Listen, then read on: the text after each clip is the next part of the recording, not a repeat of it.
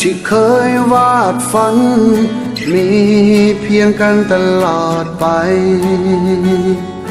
คำสัญญาที่เคยให้ไว้ให้ผู้ใดที่ลืมมันความเจ็บนี้ที่เจ้านั้นฝากไว้ความอาลัยความห่วงหาลืมได้จังใดหมื่นพันคำสัญญาหรือคิดว่าเป็นเพียงฝัน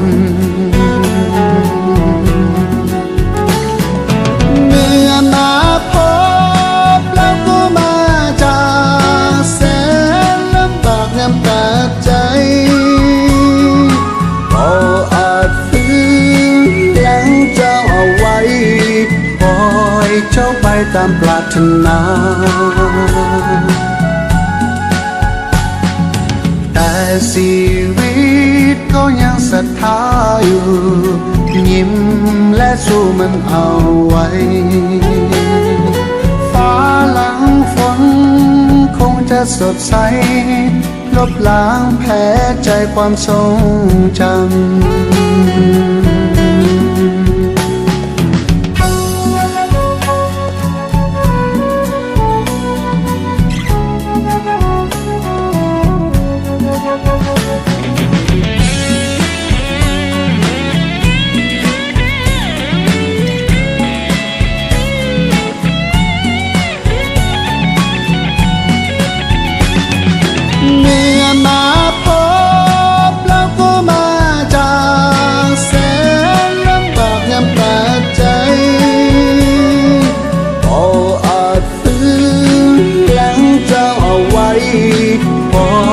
เจ้าไปตามปรารถนา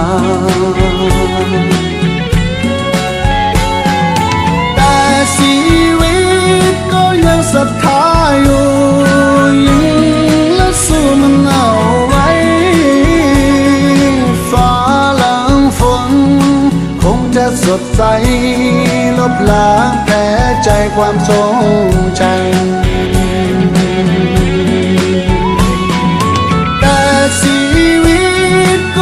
ศรัทธาอยู่ยิ้มและสู้มันเอาไว้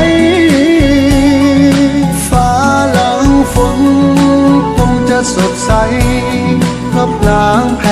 ใจความทรงจำลบล้างแผลใจความทรงจำ